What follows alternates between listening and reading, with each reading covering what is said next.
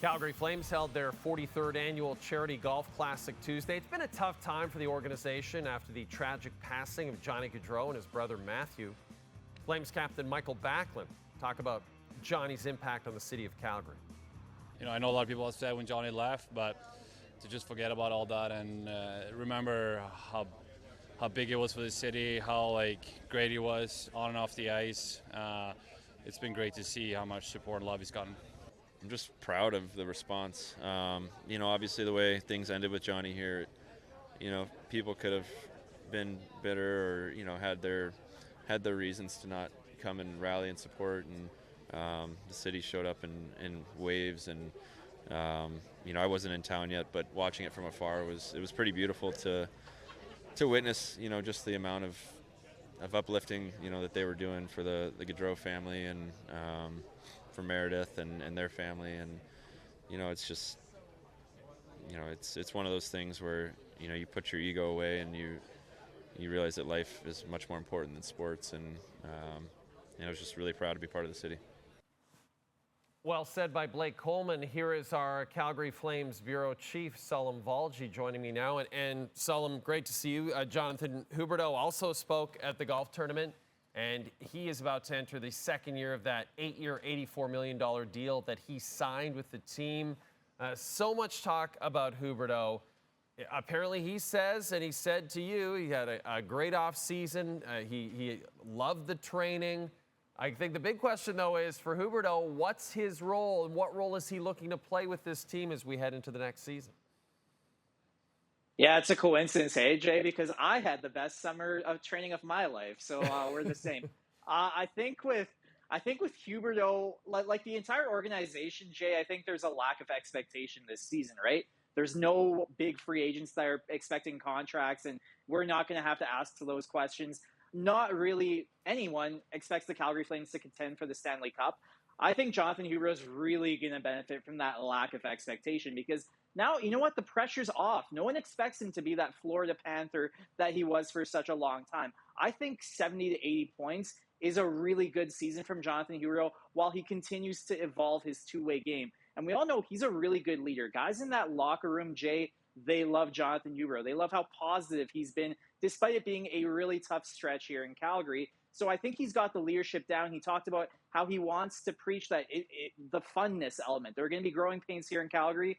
Jonathan Huberdeau wants to be a positive light. And I think he's actually going to have a nice rebound of a season because there's not many expectations. The organization is prioritizing youth development.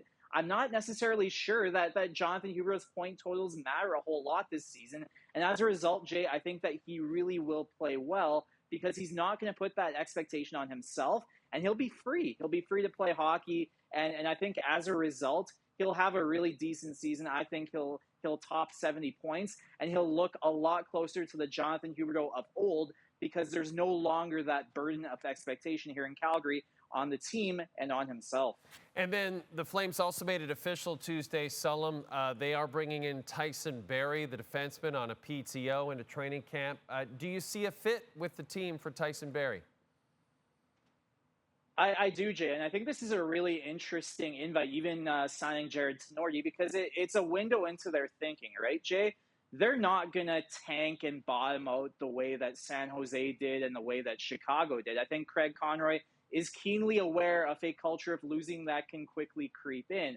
So if you look at the past couple of seasons, Jay, one of their weaknesses has been that they don't really have a true power play quarterback. Rasmus Anderson might be the closest thing. He's a really good defenseman, Jay, but he's not a power play quarterback. And they, of course, dealt Noah Hanifin in a way who maybe was a little bit closer to a power play quarterback.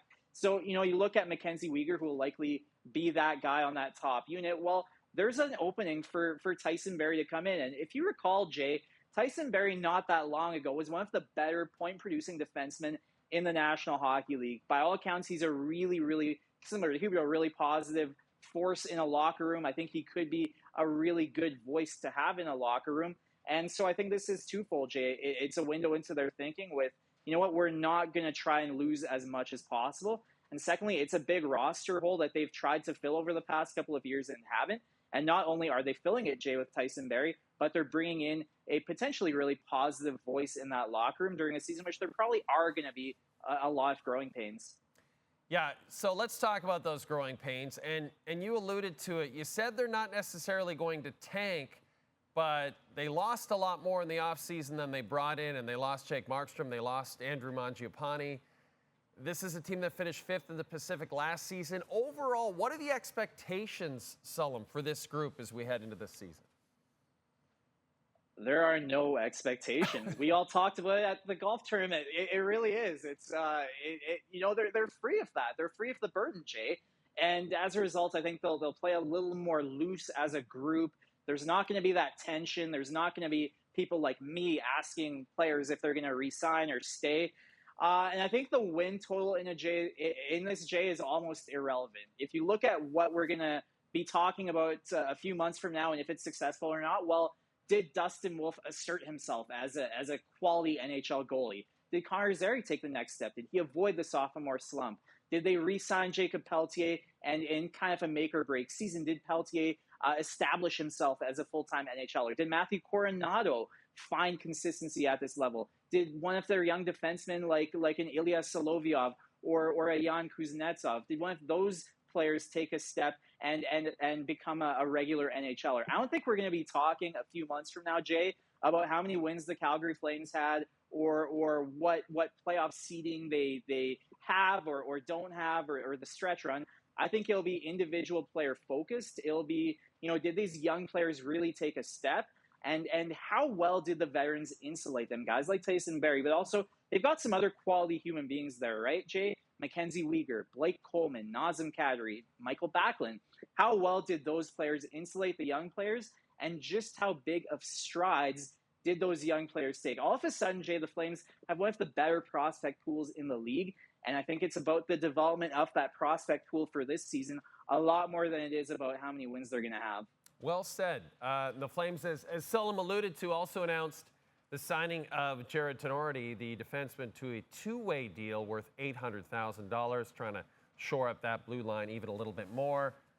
What a guy, Salim Valji, dressed well at home in his new condo. You were great, buddy. Thanks for this, and we'll continue to chat with you throughout the season. Looking forward to it, buddy. Talk to you soon.